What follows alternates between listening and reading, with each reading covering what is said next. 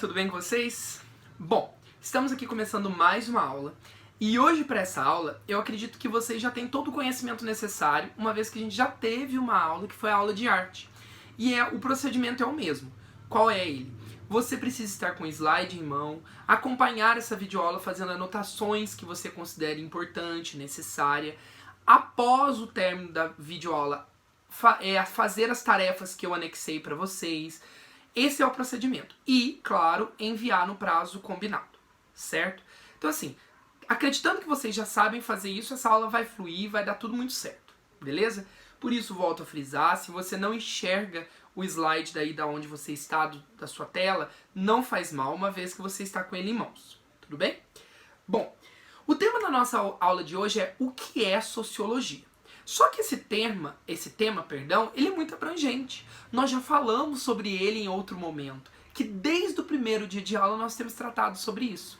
Então esse tema, o que é sociologia, ele é como se fosse uma grande árvore que tem diversos frutos. E a cada aula que nós estamos tendo, nós estamos pegando um fruto dessa árvore, entendendo melhor aquele fruto, saboreando aquele fruto. Hoje, então, nós vamos para o nosso subtema, que seria esse fruto que nós vamos colher hoje, certo? Qual é ele? A desnaturalização do senso comum. E aí, você saberia me dizer o que é desnaturalização? Você saberia me dizer o que é senso comum? Bom, calma, não precisa se preocupar, pensar, meu Deus, eu não sei nada disso. Que você vai conseguir descobrir de acordo com essa aula. A princípio, desnaturalização eu quero que você guarde para daqui a pouco a gente conversar melhor e a gente descobrir melhor, certo? Vamos falar agora do senso comum. O que é o senso comum? Bom, o senso comum, pessoal, são todas as atitudes ou falas, é tudo aquilo que é passado de um indivíduo da sociedade para o outro, sendo que não existe comprovação científica para aquilo. Um exemplo de senso comum seria falar que manga com leite mata. Um outro exemplo de senso comum seria todas as vezes que você sai na rua e olha um carro vindo e você automaticamente fala, bom, a distância que ele está da distância que eu tô até o passeio, se eu correr dá tempo. E você atravessa e dá tempo. Isso é senso comum. Por quê? Você não utilizou nenhuma forma, nenhum conhecimento da física, da matemática para calcular essa distância. Você simplesmente sentiu. Senso comum é isso, quando você não utiliza de alguma coisa e pratica. Outro exemplo de senso comum seriam as receitas que você faz, que a sua avó passou para sua mãe passou para você, e você faz a olho, como a gente costuma falar, sem usar uma escrita que fala sobre aquela receita. Outro exemplo de senso comum seria receitas caseiras de medicamentos. Sabe aquela receita que a gente toma, aquele chá, aquela coisa que a gente sabe que faz bem para aquilo, mas não existe uma comprovação científica sobre aquilo? Senso comum. Outro exemplo são os desinfetantes, aqueles que vendem sem ser por empresa, sem ser em supermercado, mas que são caseiros. Senso comum. Ou seja, senso comum, então, é tudo aquilo que é passado de uma pessoa para outra, sem ter uma comprovação específica. Então é um conhecimento popular. Tudo bem até aqui? Bom, agora eu acho que a gente já pode avançar e entender de verdade a matéria de hoje, certo? Vamos lá. Ciências naturais e exatas. Sociologia é diferente. Eu coloquei ali. O que são, melhor dizendo, as ciências naturais? As ciências naturais são as ciências que estudam, melhor dizendo, a natureza, o ser vivo, certo? Então, por exemplo, a biologia. A biologia é uma ciência natural. Ciências exatas, eu acredito que eu já não preciso falar tanto assim, né? Eu acho que já está mais na cara, né? São as ciências que possuem respostas específicas, 1 mais 1 é igual a 2. Então, que usam números, certo? Como a matemática, como a física. E a gente descobre agora, a gente coloca agora na nossa fala a respeito da ciência social. As ciências sociais, elas são criadas a partir do momento em que o homem sai da era feudal e vai para a vida urbana. Tudo aquilo é muito complicado, tudo aquilo é muito complexo. Então o que acontece? As pessoas percebem então que através do conhecimento, através de uma busca maior por entender a si mesmo, as coisas ficaram mais claras. E é a partir daí que surgem vários ramos das ciências sociais. Como, por exemplo, a sociologia, a antropologia, as ciências políticas, a economia, dentre muitas áreas que são emanadas desse quesito ciências sociais, perdão, certo? Então entendam que sociologia não é ciência natural e não é ciência exata, ela é uma ciência social, tudo bem? Bom, ser humano, relações sociais e vida em sociedade. Você concorda comigo que o ser humano, ele precisa se relacionar? O ser humano, ele precisa se relacionar para poder desenvolver o seu conhecimento, a sua forma de fazer arte, a sua cultura. Então, o ser humano é a base da sociologia. Então, se a gente pensar assim, olha que interessante. A antropologia, nesse contexto que nós falamos da Revolução Industrial, que todo mundo tinha saído de um... É como mais ou menos para ficar claro, pensa assim, ó, como se o pessoal que vivesse, na época da Idade Média, dormisse, fechasse ali a sua fazendinha, as suas coisas, regasse a sua hortinha e fosse dormir. E quando acordasse, ele estava numa cidade cheia de indústrias, pessoas fabricando, trabalhando com horários. Tipo, tudo era muito diferente, então as pessoas estavam realmente complexadas com aquele momento. É aí então que cada área das ciências sociais tenta não solucionar, mas achar respostas para aquele momento. Então a sociologia, vamos falar de outra, né? A antropologia, ela vai se preocupar com a cultura. Ela vai querer entender, com esse reflexo, com essa mudança tão repentina, quais obstáculos a cultura sofreu e passou para estar ali onde ela está. A psicologia vai entender a psique humana, a alma humana, o intelecto. Como que o homem, por si mesmo, está reagindo a isso. Já a sociologia, as relações sociais e a vida em sociedade. Ou seja, entender o grupo, entender o todo. Como o grupo se posiciona agora nessa nova economia, nessa nova estrutura. Certo? Com isso, então, nós precisamos falar do sociólogo. O sociólogo é alguém muito importante para que a sociologia aconteça, não é verdade? Ele é o praticante da sociologia. Com isso eu destaquei 2 pontos. Pessoa como outra qualquer. É óbvio, mas não é tão óbvio. Por quê? É óbvio que a gente sabe que é uma pessoa como outra qualquer, não é um extraterrestre o sociólogo. Entretanto, a gente meio que coloca nele uma imputação que não é pertinente. Como, por exemplo, achar que o sociólogo é obrigado a se neutralizar totalmente dos seus conhecimentos e das suas experiências para analisar um caso. É claro que nós falaremos a seguir que é necessário que isso aconteça. Mas nós temos sempre que olhar com um olhar mais familiar, mais compreensivo, entendendo que o sociólogo é uma pessoa. Então, pode acontecer, sim, de que não haja tanta neutralidade assim. Tudo bem? Continuando. Bagagem cultural com a qual foi socializado. Gente, o sociólogo é uma pessoa, e por ser uma pessoa, ele foi socializado em um contexto no qual cada pessoa cada sociólogo tem o seu. Certo? Um sociólogo, foi criado por uma família que tem uma vertente religiosa muito forte. Outro sociólogo foi educado numa escola que tem embasamentos e princípios éticos muito fortes. Ou seja, cada um recebe uma forma de conhecimento. Então, por mais que ele deva ser neutro, essas coisas estão ali na cabeça dele, no coração dele. Então, ele precisa tomar cuidado com isso. É sobre isso que nós falaremos daqui a pouco, certo? Pessoas mudam de comportamento.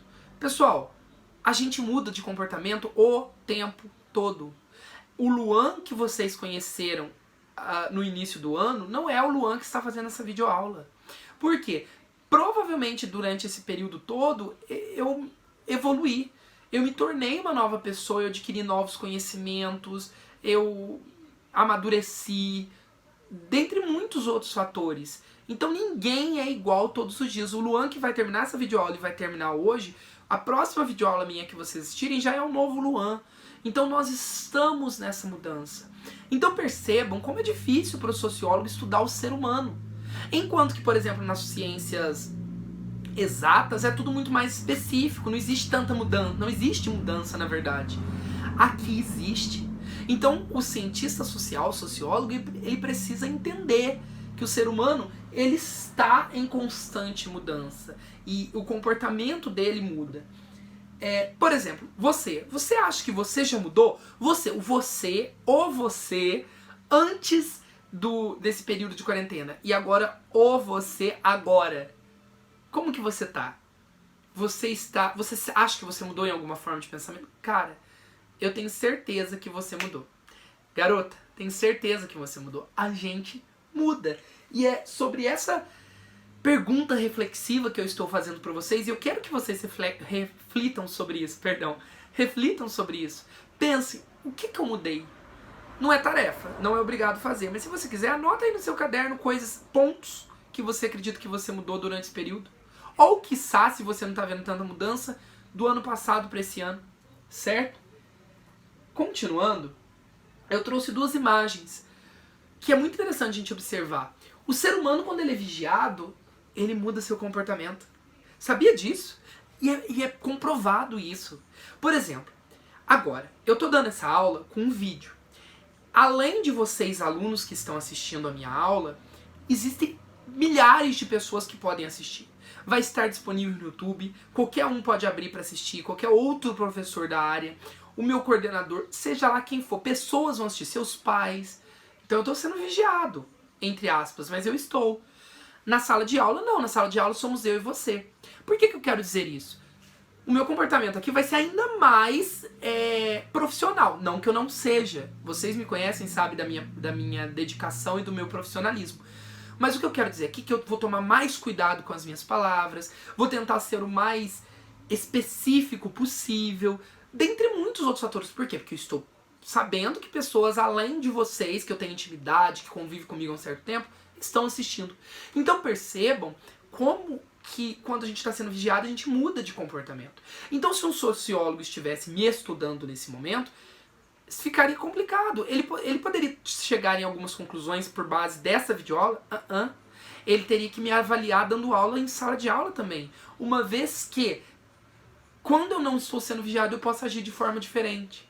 Certo? Isso não serve só pra mim, gente. Pra qualquer ser humano. Tá bom? E outra coisa, coloquei uma imagem de uma menina ouvindo música. Você, desde quando você entende-se por gente até hoje, quantos gostos musicais você já passou? Vai ser muito difícil que alguns de vocês, pode acontecer, mas que alguns de vocês aí possam falar assim, ó, eu gosto do mesmo estilo musical desde quando eu me conheço por gente até hoje. Sei lá, eu gosto de rock. Pode acontecer, mas é raro. Por quê? Porque a gente muda.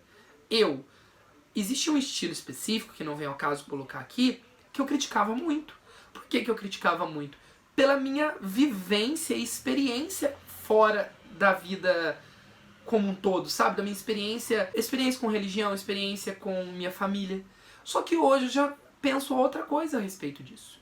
Então percebam como as pessoas vão mudando de acordo com o tempo, certo? Bom, pessoal, continuando então, nós entendemos que as pessoas mudam, certo? E eu coloquei ali, senso comum. Para que preciso da sociologia? Muitas pessoas pensam assim, ó, eu já tenho o senso comum. O que é o senso comum? Passado de pais para filhos. De pessoas para pessoas, não necessariamente pais para filhos. Então, todos nós seres humanos, a partir do momento que a gente está inserido dentro da sociedade, a gente tem a nossa visão a respeito de justiça, que a gente acredita que é certo, que é errado, a respeito da economia. A gente tem o nosso viés, eu sou de direita, eu sou de esquerda, eu sou centralizado. A gente tem a nossa visão. Isso sem precisar estudar sociologia. Então, quando nós performamos o conhecimento acreditando que a gente sabe tudo, a gente acredita que a gente não precisa da sociologia. Por que a gente não precisa da sociologia? Porque eu já sei tudo, eu sei tudo que eu preciso saber da sociedade. Pensamento errôneo, pensamento errado.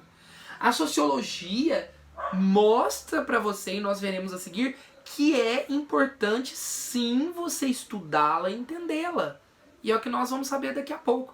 Inclusive, esse seu senso comum vai ser um norte para performar o pensamento sociológico. Certo? Bom, Não há problemas entre senso comum e sociologia. É o que eu acabei de falar. Não existe problema, pessoal. Acreditar numa coisa não é problema para a sociologia. A sociologia não vai olhar e falar: "Ah, manga com leite mata. Nossa, que absurdo, esse pensamento é errado." Não.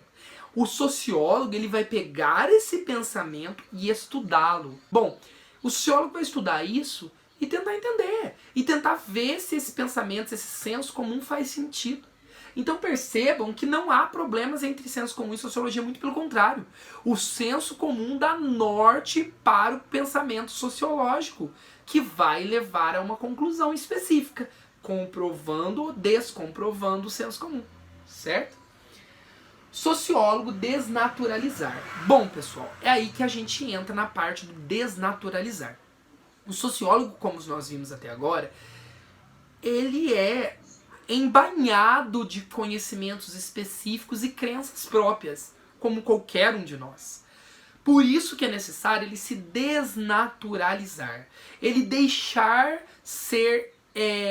deixar-se, melhor dizendo, de lado para entender o caso com a sua especificidade, certo? Eu coloquei uma imagem aqui que eu acho que representa muito bem isso que eu quero falar sobre desnaturalizar. Vamos pensar na morte. Nós, pelo menos aqui na nossa cultura brasileira e em volta, né, das pessoas que nós temos contato dos outros países, nós sabemos que a maioria dos países, a maioria das culturas, choram quando alguém falece, certo? Só que agora eu te pergunto, o sociólogo, ele tem que acreditar nisso, que todas as vezes que alguém falece, é obrigatório a pessoa chorar.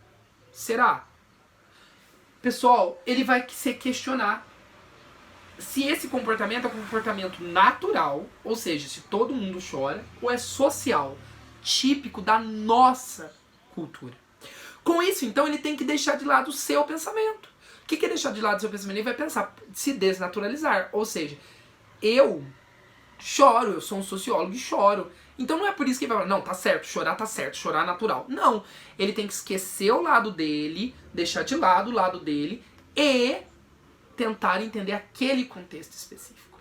A exemplo, eu tenho um povo da Namíbia que não chora com a morte de um ente querido. Para eles existe uma transcendência espiritual. Então para eles não é motivo de tristeza, é motivo de alegria, eles fazem festa. Então percebam que cada ser humano, cada cultura, melhor dizendo, olha para aquilo da maneira que lhe é mais pertinente, certo? Agora, eu tenho uma coisa muito legal pra gente conversar, que Wright Mills, ou Mells, não sei como pronuncia corretamente, ele fala sobre a imaginação sociológica. E quando ele fala de imaginação sociológica, nós podemos usar o exemplo para explicar melhor o que é isso, sobre o café da manhã. Vamos pensar junto. Eu quero acreditar, né, que você acorda e toma um café da manhã. Se você não toma, você é minoria dentre a maioria, certo? Toda a população, grande parte, melhor dizendo, acorda e toma um café da manhã. Só que o sociólogo, ele vai usar da imaginação sociológica para entender esse tipo de atitude. Ele vai deixar uma atitude tão simples não passar despercebida. Ele vai olhar para isso e pensar várias coisas. E vamos pensar junto. Olha que interessante. Bom, pessoal, o café da manhã. Por que será que ele é culturalmente praticado? Porque nós, de alguma forma, nos foi implantado isso. Por que a gente não toma Por exemplo, algumas pessoas tomam suco de laranja, né? Tô pensando aqui em hotel, por exemplo. Mas por que a grande maioria toma o café e não o suco de laranja? É aí que tá, e é sobre isso que nós vamos entender agora. Ou seja, existe o sociólogo, ele vai olhar isso, ele vai tentar entender por que culturalmente isso é aplicado. Mas também a gente pode entender o seguinte, ali, ó, droga farmacológica. Vocês sabiam que o café é comprovado cientificamente que é uma droga? Você está usando droga. Calma, mas é uma droga farmacológica, assim como os medicamentos que nós tomamos. Por quê? Porque a cafeína realmente instiga o nosso corpo a produzir mais hormônios que nos fazem ficar mais ligados, mais acesos, certo? Então, olha que interessante, por que será que a gente toma culturalmente eles de manhã? Será que tá ligado com esse quesito de acordar e despertar pro dia a dia? Quem já ouviu falar assim que a seguinte frase, que eu não saio de casa sem tomar o meu cafezinho da manhã? É uma frase popular. Por quê? Porque a gente entende que é importante tomar esse café. Só que se a gente for olhar para a história, eu coloquei ali, ó, Revolução Industrial. Olha que interessante. O café passou a ser implantado como alimentação da sociedade. Não que ele não existisse antes, já existia. Mas assim, ele colocou-se essa responsabilidade sobre ele a partir do momento que houve a Revolução Industrial. Olha que interessante! Por quê? Porque a galera começou a trabalhar na vida urbana, tinha que acordar cedo, ir pra fábrica, tinha uma rotina pesada de carga horária. Então, eles entenderam que já que é uma droga farmacológica que ajuda a desenvolver-se melhor, nada melhor do que colocar isso no período da manhã para você já acordar e ir trabalhar. Entende? Olha que interessante. Então agora, de uma simples atitude de tomar o café da manhã, sociologicamente, nós estamos fazendo uma análise gigantesca. Outro exemplo é a questão da exportação. Com isso, então, da galera tomando toda manhã, o Brasil, historicamente, se tornou uma das grandes potências por um bom período de tempo de exportação de café. Olha então toda a ligação e por que é tão cultural nós tomarmos café da manhã, pessoal. Então, com isso, a gente entende que está acontecendo o quê? Uma desnaturalização do senso comum. Por quê? Porque o senso comum entende que o café da manhã é o quê? É um café da manhã. É um café que a gente toma toda manhã para acordar e trabalhar. Só que a gente desnaturaliza esse pensamento comum, essa crença comum, e entende o contexto histórico, entende a necessidade, entende todo o emaranhado que envolve o café da manhã, certo? Então isso é uma imaginação sociológica, é observar algo que é comum e ampliar o conhecimento acerca daquilo. As instituições sociais. Nós precisamos entender agora que instituição social são a base da sociedade. Quando eu quero dizer a base, eu quero dizer que é por meio delas, que emana todo o conhecimento que uma sociedade tem, certo? Com isso eu quero começar falando do seguinte sentido. Independentes versus seres sociais. Todos nós, seres humanos, queremos ser independentes, certo? Você há de concordar comigo. Todos nós. Só que num momento como esse, de coronavírus, o que a gente faz? A gente percebe como nós somos dependentes. Dependentes socialmente uns dos outros. A exemplo, você não adquiriria esse conhecimento que você está adquirindo agora por meio de mim, sozinho. Eu, para não ficar só eu ou o grande que passa o conhecimento, não. Eu não adquiriria o conhecimento que eu estou passando para vocês sozinho sem ter tido alguém que me passou. Vamos mudar isso. Você precisa de comida. Sem as pessoas que levam a comida até a sua casa, você passaria fome. Então perceba como nós estamos envolvidos dentro de uma cadeia social, onde nós somos dependentes uns dos outros socialmente. E a gente entra num critério muito interessante que é: nós somos determinados socialmente. E por sermos determinados socialmente, somos animais sociais.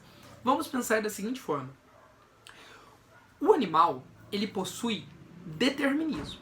Nós, seres humanos, possuímos liberdade. O que eu quero dizer aí com isso? Determinismo é instinto. Tudo que o animal faz, ele faz por instinto. Nós, seres humanos, tudo que nós fazemos por causa do nosso racional. A gente pensa para fazer. Então o animal, ao proteger alguma coisa, ele não está protegendo porque ele tem um bom coração. Ele está protegendo porque é instinto dele proteger aquilo. Por exemplo, uma mãe animal protegeu o seu filhote. Nós não. Se cai a escola e nós estamos todos dentro da sala de aula tendo aula e eu vou proteger um aluno, isso é racional, isso é liberdade. Eu tenho a liberdade de escolher se eu quero proteger ou sair correndo. Mas eu decidi proteger. Então, nós possuímos liberdade. O animal possui determinismo.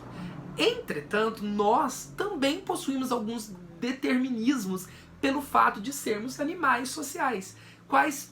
Pelo fato de sermos animais, por termos essa origem animal dentro do nosso ser. Então, por exemplo, quais determinações que nós possuímos? Nós somos determinados biologicamente. Por exemplo, nós não conseguimos segurar uma vontade de ir ao banheiro, a necessidade de beber água, a gente não consegue ficar sem, comer, determinados biologicamente. Nós somos determinados psicologicamente, ou seja, você não consegue se impedir de sentir medo, se impedir de sentir raiva, não consegue. Nós somos determinados também politicamente, nós temos necessidade de uma liderança, de alguém para administrar. E por último, nós somos determinados socialmente. Ou seja, nós temos características de viver em sociedade. Nós não conseguimos viver sem sociedade. Coloque duas pessoas em lugares distintos em uma ilha. Espere um tempo para que elas se encontrem. Elas vão produzir dali uma sociedade. Por quê? Porque o ser humano tem necessidade. E provavelmente essas duas pessoas viverão mais do que se elas estivessem sozinhas e nunca se encontrassem. Olha que interessante. Bom, com isso, então, nós precisamos entender que nós somos a reprodução de conhecimento. E aí, o que nós somos, o conhecimento que nós temos de nós mesmos é por conta daquilo que nós reproduzimos. Professor, não estou entendendo nada. Calma, eu vou te ajudar. Tomar banho. Coloquei uma figura aqui, ó. Você provavelmente toma banho no horário que você toma. Vamos pensar assim, ó. Tem pessoas que gostam de tomar banho de manhã. Toma banho e vai viver a vida. Trabalhar, estudar e tanana. Outras gostam de tomar banho à noite. Vivem o dia todo e aí à noite vai tomar o banho. Pra dormir. E existem pessoas que tomam em várias faixas do dia. Independente de quais desses três tipos de pessoas que você se enquadra, eu tenho certeza que o jeito que você criou para tomar banho é a maneira com que a sua família, as pessoas da sua casa fazem. A exemplo, eu tomo banho de manhã. Então eu tomo banho de manhã, vivo a minha vida durante o dia, que é muito corrida, então não consigo parar para tomar vários banhos. E à noite eu tomo banho novamente. Mas por que eu faço isso? Porque é o jeito que a minha mãe, que a minha família, as pessoas que vivem na minha casa fazem. Eu cresci com esse jeito. Então quando eu era pequenininho e nem trabalhava, eu tomava banho de manhã também, certo? Agora, eu conheço pessoas que tomam banho só no final da tarde, ou seja, elas entendem que elas precisam tomar no final da tarde. Então percebam como que o conhecimento individual é firmado nessas instituições. Daqui a pouco nós descobriremos quais são essas instituições. E aí, com isso, você ganha um conhecimento para si. Aí pode ser que daqui a pouco, quando você formar a sua família, você vai seguir esse jeito de tomar banho. Por quê? Porque é o seu jeito, é o jeito que você adquiriu para si. Ou pode ser que não, que você mude isso. Por exemplo, na sua rotina diária, você perceba que um banho só por dia, por exemplo, tá ruim. Então você começa a tomar mais, e aí você tem a sua família no futuro casado, e você continua tomando mais, e aí seu filho vai crescer com este novo ideal. Deu para entender? Então as instituições sociais são responsáveis pelo conhecimento que nós temos. E a partir de então nós tomamos atitudes próprias em cima desse conhecimento primário que nós temos. Certo? Com isso, então, eu coloquei os pilares da sociedade, que são as instituições sociais. Pessoal, por que pilares? É a base. Pensa da seguinte forma. Esse meu quadrozinho aqui, eu uso ele, eu ganhei da minha namorada, eu uso ele pra anotar informações importantes quando eu tô fora de quarentena e tenho coisas pra fazer. Perceba, ele tem essa base, certo? Vamos imaginar que eu não tenho essa base, esse pé. O que vai acontecer? Ele vai cair. Ele vai parar em pé, assim, num lugar sem essa base? Não. Então a base, o pilar, é o fundamento para que ele consiga se manter de pé. É a mesma coisa, esses pilares que nós descreveremos a seguir. Eles são a base para que a sociedade exista. E quais são eles? A família. Provavelmente muitos dos princípios, muitas das suas crenças, muitas das suas verdades, das suas posições políticas são por conta da sua família, da maneira como sua família pensa. A igreja, muitos dos seus conhecimentos, pensamentos, é por causa da igreja. Daquilo que foi implantado, imputado em você desde a sua juventude. A escola também é uma formadora de opinião. E por isso implanta em você pensamentos que ela acredita. Por isso é importante você estudar numa escola que bata com a forma que você pensa. Você, como menor de idade, não vai mudar isso. Mas seus pais é importante sempre pensar em colocar o aluno numa escola que tem a mesma linha de raciocínio que ele tem. Porque ela também é um pilar da sociedade. Ela também é uma instituição social. E, claro, o Estado, com as suas leis. É por causa das leis que você sabe que, não só por causa das leis, por causa do conhecimento familiar, igreja e tudo mais, mas as leis ajudam você a saber que matar é errado. Porque você sabe que se matar você vai ser punido. Certo? Bom, é isso. Eu espero que você tenha entendido cada assunto que nós tratamos hoje. Eu gostei muito de poder dar essa aula, porque é um assunto que eu gosto. Eu espero que você tenha aprendido. Qualquer dúvida, me procura no WhatsApp que eu estarei à disposição. Tá bom? Então a gente vai ficando por aqui e até a próxima aula. Valeu!